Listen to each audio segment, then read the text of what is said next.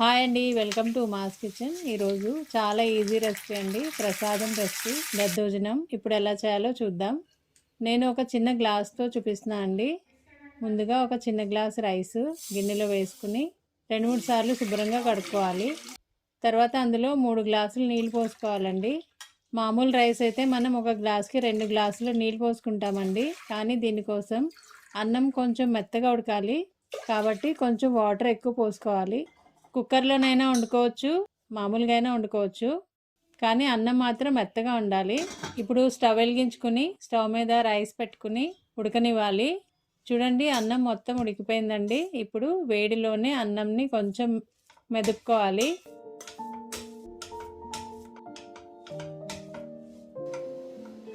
మొత్తం ఇలా మెత్తగా చేసుకున్నాక ఇందులో కాచి చల్లార్చిన 2 గ్లాసులు పాలు పోసుకోవాలండి. పాలకి కొలత ఉండదండి, మనం వాడే పెరుగుని బట్టి పాలు పోసుకుంటాము. పెరుగు పుల్లగా ఉంటే పాలు పోసుకుంటాము, కానీ పెరుగు తీయగా ఉంటే పాలు పోసుకోవాల్సిన అవసరం లేదు, డైరెక్ట్గానే తాలింపు పెట్టుకోవచ్చు. పాలు పోసుకున్న తర్వాత మొత్తం ఒకసారి కలుపుకోవాలి. మొత్తం చల్లారాక అదే గ్లాస్తో 2 గ్లాసులు పెరుగు వేసుకుని మొత్తం ఒకసారి కలుపుకోవాలి.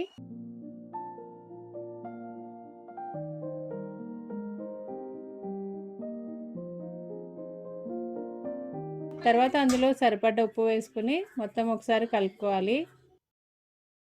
ఇప్పుడు దీన్ని తాలింపు పెట్టుకోవాలండి.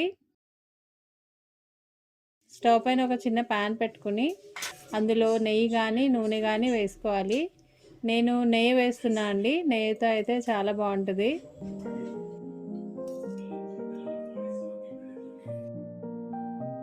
నెయ్యి కొంచెం మెల్ట్ అయిన తర్వాత అందులో శనగపప్పు,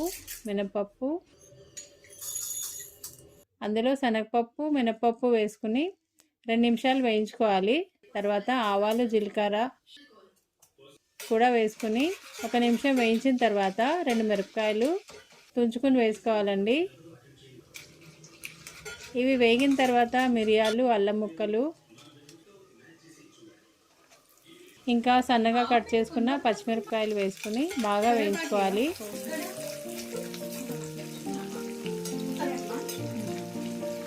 తర్వాత కరివేపాకు వేసుకుని వేయించుకోవాలి.